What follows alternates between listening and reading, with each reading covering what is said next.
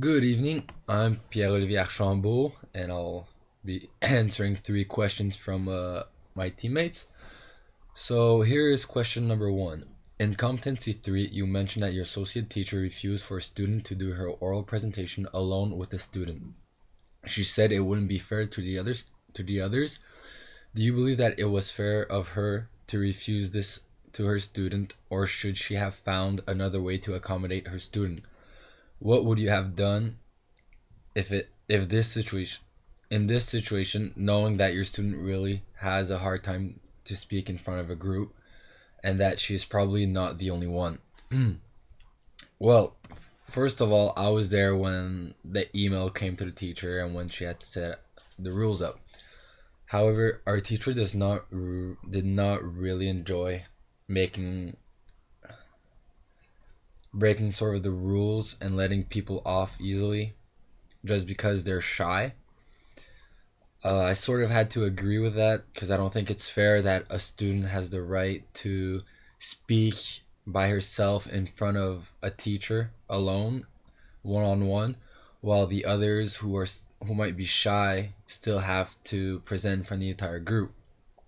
However, in her when she received the email, she told me and my partner in our practicum too that if the student was to come and see her herself in order to find a way to accommodate her difficulties in a oral presentation, that she could and help her out. However, she never came to see her. She she never made any effort to find a way that they could help her out or on the any other way. So I thought it was a bit touching. The email that her mother sent to our teacher, she was asking if it was a possibility for her daughter to, in fact, have a special accommodation since she is shy and she has a lot of difficulties. And in the message, it also said that, however, it was up to her daughter to go and see the teacher, which she never did. And this is why our teacher refused to give her any accommodations or any one-on-one interviews for her oral presentation, and she ended up having a zero because she never wanted to present to the class. uh if it was me in that situation, however, I believe I would have done the same thing. Funny enough, I think she handled well the situation, and in the mother's email, it was precisely noted that the daughter or my student would have had to come and see me in order to find ways that we could help her out. And in this case, the student never did come, and it sort of creates a problem because you wonder if she's really determined to pass her oral or if she really wants to succeed in this class. And I don't think it's our job as teachers to start running after our students simply because they don't want to come and see us. If they want to succeed in our class, I believe that when they have a difficulty in such a way and it's not seen by the entire school or by any professionals outside of our classroom that brings a note and says that this student cannot do such things, well, I think it's the student's responsibility to go into the teacher and try and find ways that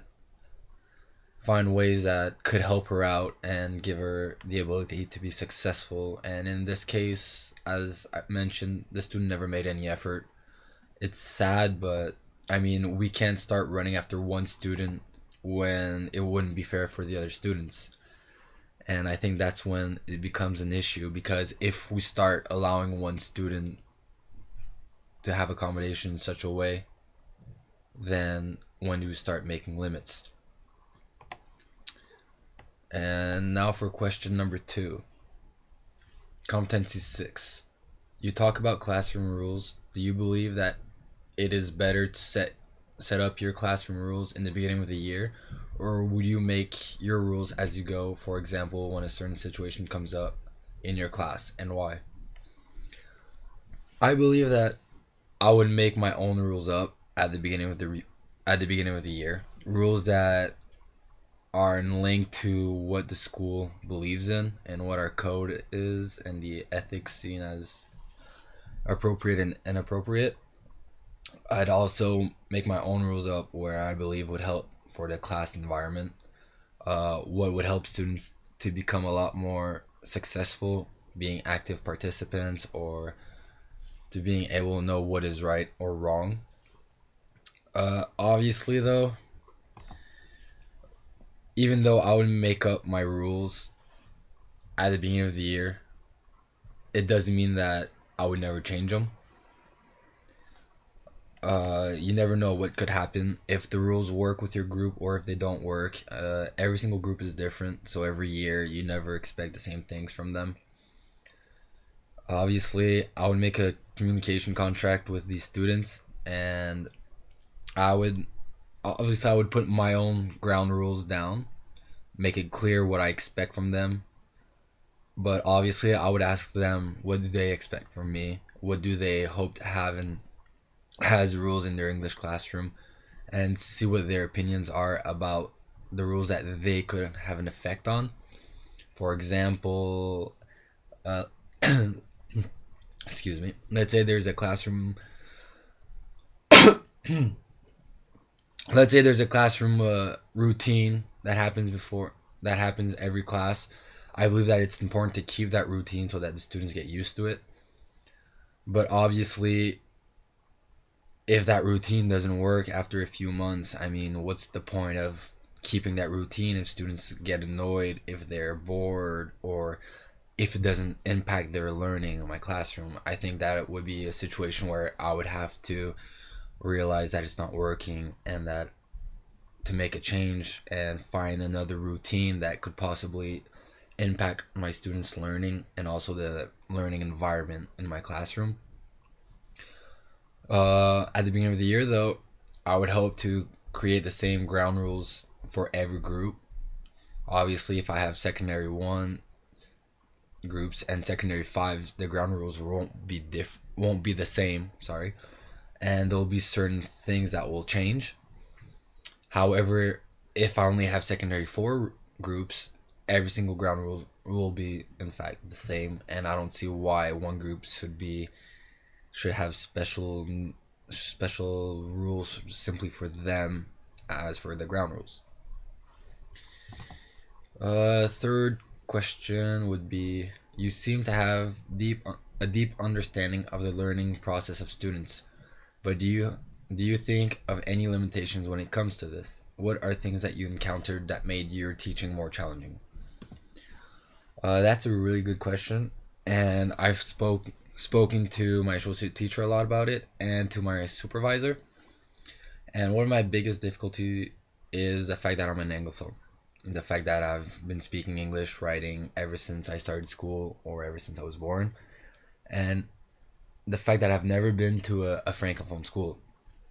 Uh, it's hard for myself to be in the shoes of of a Francophone student trying to learn English as a second language. I I don't know what difficulties they might come upon, and it's hard to understand why they're not understanding certain grammar rules or certain notions from my class. I think that that's my biggest challenge because I have to understand why they might not understand the simple present or past continuous or any other type of notion. And when explaining, I have to understand that they won't understand what I'm saying right away. It's kind of difficult to uh, to see why they won't understand because for me it just comes so easily, and if it's never been a problem. However, for them it's a completely new language. They don't really practice it outside of my class. They don't usually read or watch TV or even write in English outside of our classroom. So it's hard for them to change the way they think or the way they write, the way they speak when they come into my English classroom, because obviously it's going to be a classroom where it's always going to be speaking English, or else it won't it won't help them out. And excuse me. Ugh. I encountered this problem during my practicum during the first two blocks. When explaining, well, actually during my first block, I encountered it a lot more than during my second block. And the thing is, I didn't come as prepared as I should have been during my first block, and I how would I say that? I depended a lot on my anglophone skills to try and explain to a francophone class, which obviously didn't help. There were questions where I wasn't certain of the answer, since I did not prepare myself. I wasn't expecting the questions that they had prepared for me. Also, when students would ask for explanations in French, I wasn't prepared, so I didn't exactly know how to explain what I just mentioned in French or in another way in English that they could understand more easily. And the fact that I'm not a francophone, the fact that I'm an anglophone, I've never had these situations growing up where I would see other classmates not understanding English and have these types of questions. So it was a completely new experience for me, which I actually did appreciate a lot because now I know what to expect throughout my next practicums or when I'll be teaching in the future. It's something that I worked on throughout my practicum, being able to prepare myself to get more information so that I can be prepared and to expect the unexpected, any types of questions that students might come upon, to be ready to answer every single one of them, and to be able to explain in different ways where my students might not answer, sorry, but understand easily. And also, another limitation is I'm not I have a lot of difficulty between using English and French in class.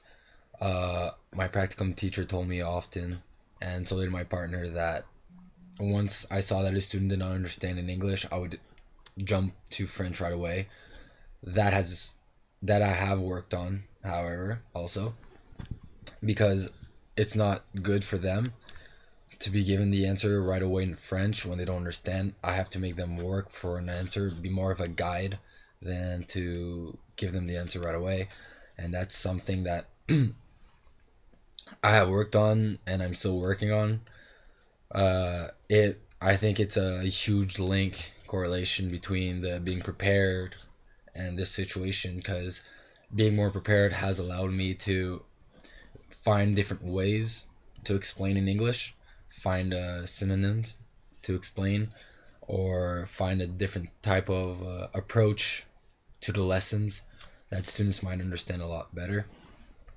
So those are obviously two problems that I encountered during my teaching, and it does make my teaching a lot more difficult because what I experienced during the first block was that I would freeze up because I wasn't sure of myself, and the students could tell. And I know it's not good. It's not a good sign when you see that your teacher freezes up. And obviously, during my second block, when I was more prepared, I wouldn't freeze up. I always had an answer prepared for them. I always had a different way of explaining to them, and the students realized the change, and they really did appreciate how I wouldn't tell them the answer right away. Obviously, though, I hadn't perfected these yet. I still have a lot of practicing to do to being more prepared. Using my lesson plans, it will help me, and I'll have to make them more detailed, find more questions that students might have, and obviously with the help of my associate teachers in the future and the one I just had, obviously they helped me notice this problem because obviously before I wasn't aware of this, and they kind of opened a lot of doors for me. Now I'm a lot more prepared, and I know what to expect in my future practicums. So these are the three questions. So have a nice evening and good luck to the rest of you in your end of semester. Good night.